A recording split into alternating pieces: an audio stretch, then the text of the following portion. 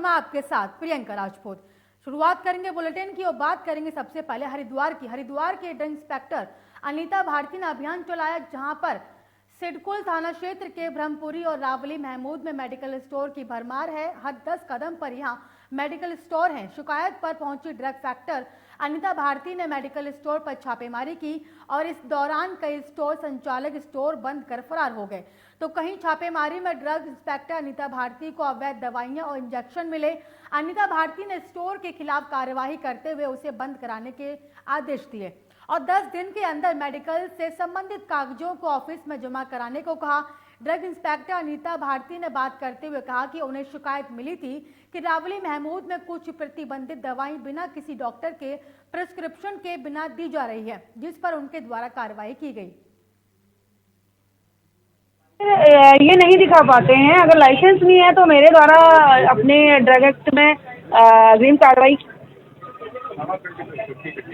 Drug act के अनुसार जो है अपनी अग्रिम कार्रवाई की जाएगी। किंतु अगर डॉक्टर है तो डॉक्टर के जो डॉक्टर के अगेंस्ट क्लिनिकल एक्ट में ही कार्रवाई की जाती है। और डॉक्टरों को भी अगर वो डॉक्टर हैं तो उनके द्वारा अपने डॉक्यूमेंट, अपने रजिस्ट्रेशन, वो सब अपने दुकान पर डॉक्यूमेंट रखने भी चाहिए और अपने दुकान के बाहर उसको नामित भी करना चाहिए। एक और कोरोना के बढ़ते आंकड़े और दूसरी तरफ ओमिक्रॉन का खौफ दिनों दिन बढ़ता जा रहा है। इतनी बड़ी बीमारी के बीच जहां हमारी स्वास्थ्य सुविधाएं दुरुस्त होनी चाहिए थी, वहीं पहाड़ों में अस्पताल बिना डॉक्टर के रेफर सेंटर बने हुए हैं। इसी बीच कर्णप्रयाग अस्पताल से 2 विशेषज्ञ डॉक्टरों के तबादले किए गए और डॉक्टरों के स्थानांतरण को रोकने के लिए आज स्थानीय लोगों ने कर्णप्रयाग मुख्य बाजार में प्रदेश सरकार के खिलाफ जमकर प्रदर्शन किया। और बता दें कि उप जिलाधिकारी के माध्यम से मुख्यमंत्री को ज्ञापन भी सौंपा गया।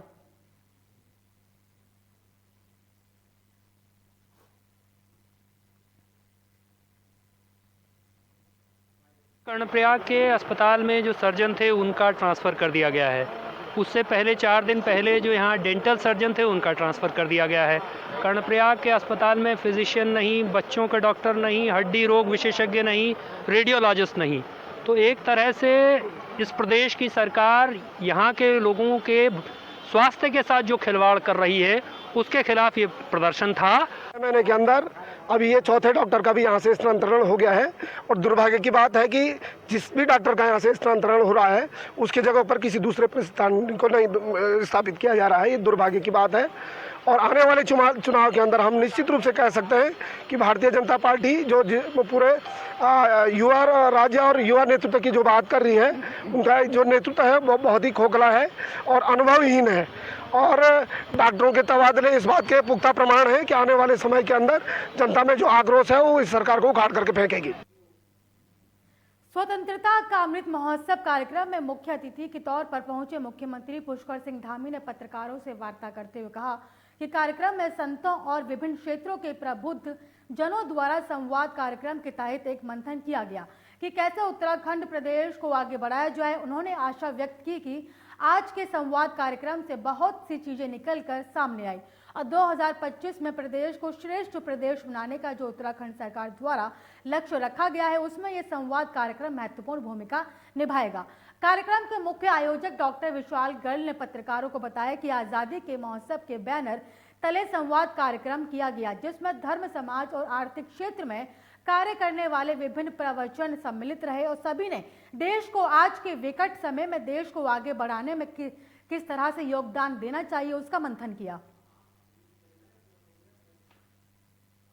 एक कार्यक्रम में आप यहाँ शामिल हुए हैं। सभी पूज्य संतगण और विभिन्न क्षेत्रों में काम करने वाले हमारे सभी विद्वज्जन यहाँ पर एकत्र हुए और सभी ने यहाँ पर आपस में मंथन किया है, एक संवाद किया है कि कैसे हमारा राज्य आगे बढ़े, कैसे हमारा प्रदेश उन्नति की ओर जाए। उस दिशा में सबके विचार आए हैं और बहुत सारे विचारों को लेकर हम आगे बढ़ रहे हैं। हमने इसको लेकर एक बोधिसत्व कार्यक्रम भी शुरू किया हुआ है। संवाद कार्यक्रम जी, क्या था पूरा कार्यक्रम, इसके क्या संदेश देना चाहते हैं?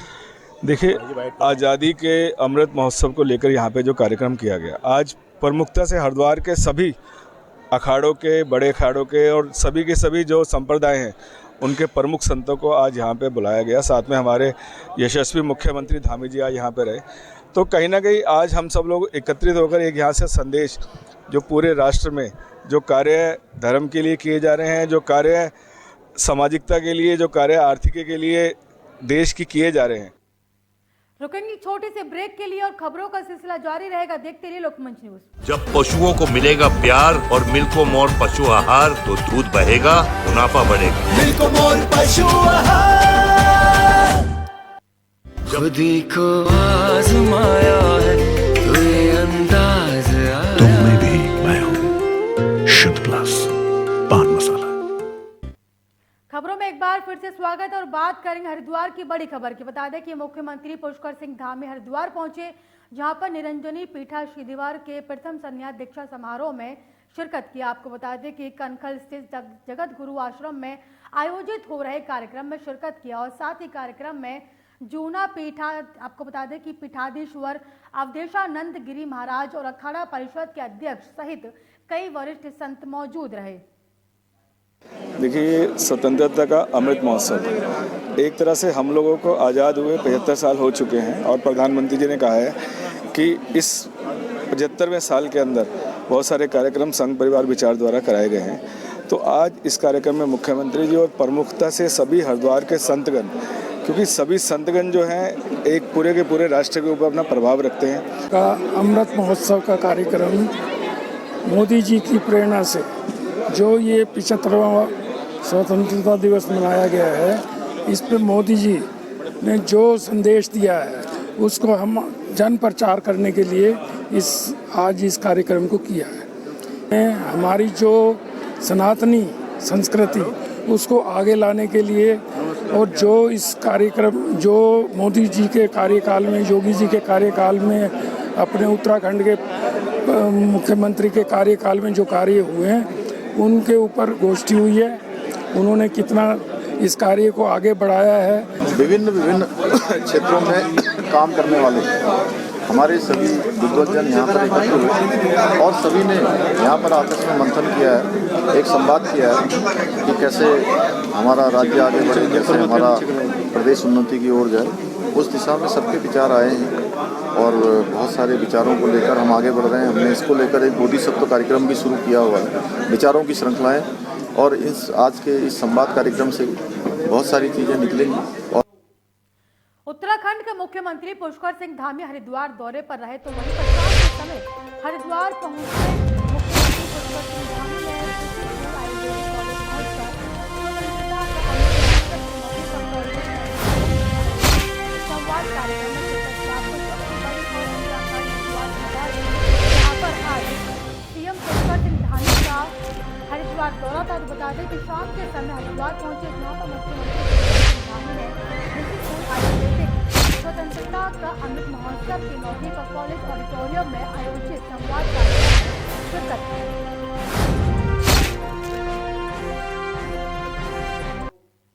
खबर हरिद्वार से है, जहां पर 4 छात्र घूमते हुए कलियर जा पहुंचे, जहां एक छात्र गंगनहर में डूबकर लापता हो गया। वहीं सूचना पर पहुंची गोताखोर की टीम लापता छात्र की तलाश में जुटी हुई है। जानकारी के अनुसार रुड़की में दिल्ली रोड स्थित एक निजी स्कूल में पढ़ने वाले कक्षा 9 के छात्र एक बाइक पर सवार होकर कलियर पहुंच गए।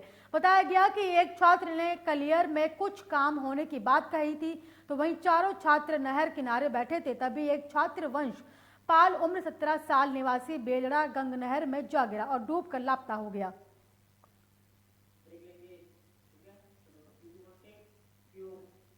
रुकेंगे छोटे से ब्रेक के लिए और खबरों का सिलसिला जारी रहेगा। देखते रहिए लोकमंच न्यूज।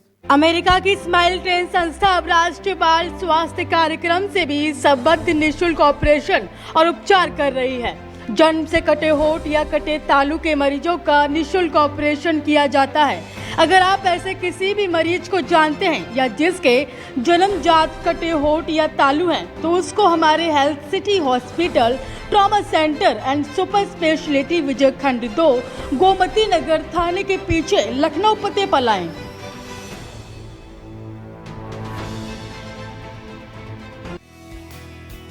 रज्जू भैया सैनिक विद्या मंदिर, गांव खंडवाया, तहसील शिकारपुर, जिला बुलंदशहर आपका स्वागत करता है।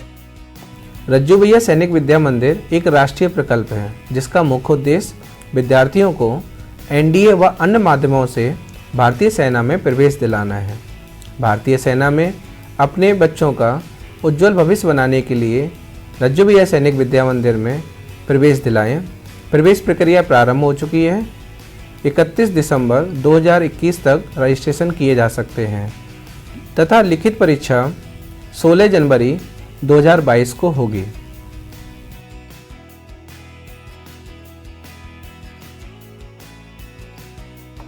जो बच्चे रिटन एग्जाम क्लियर कर लेंगे उनका साक्षात्कार होगा, उसके बाद मेडिकल होगा, उसके बाद मेरिट लिस्ट तैयार की जाएगी और जो बच्चे मेरिट लिस्ट में आएंगे उन्हें इस स्कूल में एडमिशन दिया जाएगा। योग्य शिक्षकों के माध्यम से रज्जू भैया सैनिक विद्या मंदिर में छात्रों को योग्य सैनिक, योग्य नागरिक और सफल मनुष्य बनाने के अवसर का लाभ उठाएं।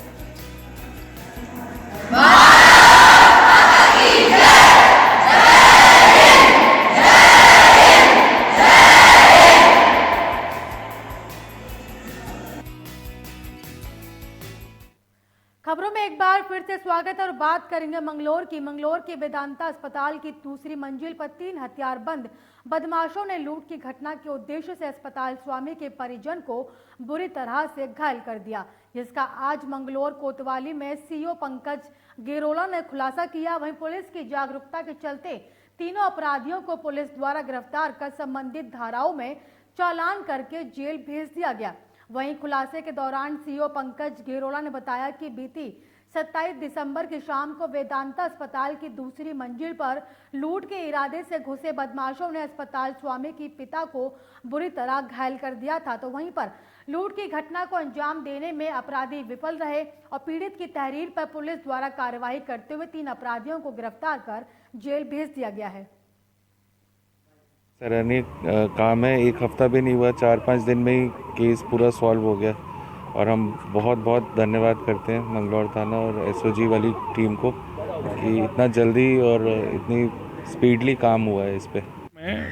मैं वेदांता मैटरनिटी हॉस्पिटल में एक 27 तारीख को शाम लगभग 8 बजे एक लूट के घटना का प्रयास किया गया था, जिसमें जो वहाँ के डॉक्टर हैं उनके पिता श्री रमेश चंद्र काला को गंभीर रूप से घायल कर दिया गया था। उसके उपरांत वो बदमाश वहाँ से कुछ ले नहीं जा पाए थे। ये अभियोग पंजीकृत कर बदमाशों को ढूंढने की प्रयास किए गए और इसमें पुलिस टीम गठित की गई। जैसे जैसे 2022 का चुनाव करीब आता हुआ नजर आ रहा है, वैसे ही अब राजनीतिक सरगर्मियां तेज होने लगी हैं। बात करें विधानसभा पिरान कलियर की तो 2 योजनाओं से कांग्रेस के विधायक रहे और हाजी फुरकान अहमद का विरोध स्थानीय लोगों द्वारा किया जाने लगा। अब स्थानीय लोगों ने पिरान कलियर में 170 साल पुराने पुल को मुद्दा बना डाला है, जो पिछले 4 सालों से क्षतिग्रस्त होने के बाद बड़े वाहनों के लिए बंद कर दिया गया। हालांकि चुनाव में अभी कुछ ही समय बचा है तो बीजेपी के भावी प्रत्याशी मुनीश सैनी ने इस पुल की मरम्मत करवाकर इसे सुचारू करवाने का काम शुरू किया, जिसको लेकर स्थानीय लोगों ने क्षेत्रीय विधायक के खिलाफ आपको बता दें कि खिलाफ विरोध प्रदर्शन कर मनीष सैनी के कसीदे पढ़ने का काम किया। लोगों का यही कहना है कि पिछले 4 सालों से विश्व प्रसिद्ध दरगाह पिरान कलियर आने वाले लोगों को कई किलोमीटर का लंबा चक्कर काटकर आना जाना पड़ता है। तो वहीं पर अब पुल के खुलने से लोगों को काफी राहत मिलेगी। हमने सुनने में आ रहा है मुनीश सैनी जी ने करवाया, 2 पेपर में भी इश्तेहार निकला है कि मुनीश सैनी जी ने कराया, उसका क्रेडिट विधायक को हम क्यों दें? कोई बात नहीं, हम सपोर्ट नहीं करते देखो भाजपा को। हमारे बाबा भाई जो है सुख दुख में लोगों के साथ खड़े रहते हैं, हम बाबा भाई के साथ हैं। जैसा भी बाबा भाई का निर्णय होगा हम बाबा भाई के साथ रहेंगे। बाकी परेशानियां तो यहाँ पे बहुत थी उनकी, सबको ही पता है। मेहमान इधर से घूम के आ रहा है, गाड़ी लेके बेचारे को वापस जाना पड़ रहा है, किसी पे किराए के पैसे, किसी के तेल के पैसे नहीं है, फिर भी परेशानियों का सामना करना पड़ रहा है लोगों को। यहाँ पे इतनी भीड़ थी, बहुत ही ज़्यादा परेशानी थी। जो भी हुआ अच्छा हुआ। राहत मिली है इधर का नाम बहुत राहत मिली है और मुनीश सैनी जी ने कराया ये काम। हकीमपुर तुर्रा में मुनीश सैनी जी ने कराया और भी विधायक से बड़े बड़े काम मुनीश सैनी जी ने कराए। कितने साल पुराना पुल था? ये 170 साल पुराना पुल था और 4 साल से ये लगातार बंद है। अब चुनाव का टाइम आया तो हमने मुनीश सैनी जी से अपील करा तो मुनीश सैनी जी ने ये काम कराया। यहाँ पे पत्थर लगे थे क्या? यहाँ पे पत्थर लगे थे, बड़े बड़े पत्थर कितना जाम लगता था, कितनी परेशानी? यहाँ तो जाम लगता था, जुमेरात के दिन तो यहाँ जाम खुलता नहीं था। ये पुल को लगभग क्षतिग्रस्त हुए 4-4.5 साल हो गए, तो तब से लेके अभी 3-4 दिन पहले तक ये पुल बंद कर रखा था पत्थर लगा के। अभी जो विधायक के चमचे हैं उनका कहना है कि ये हमने खुलवाया है, क्योंकि जब यहाँ थोड़ा वेल्डिंग वगैरह हो रहा था तो यहाँ आके खड़े हो गए थे, कहने लगे हम ये करा रहे हैं। चलो मान लो उन्हीं ने कराया, तो मैं ये कह रहा हूँ कि चुनाव अब 2 महीने रह गए, आपने अगर चलो करा ही दिया तो 2 महीने पहले क्यों कराया? जनता 4.5 साल से परेशान थी, तो आपने अब उनकी परेशानियों को देखते हुए क्यों नहीं कराया? लेकिन उन्हें जनता की परेशानियों से कोई मतलब नहीं है, अपनी परेशानियों से उन्हें मतलब है। फिलहाल मुझे दीजिए इजाजत, तो देखते रहिए लोकमंच न्यूज।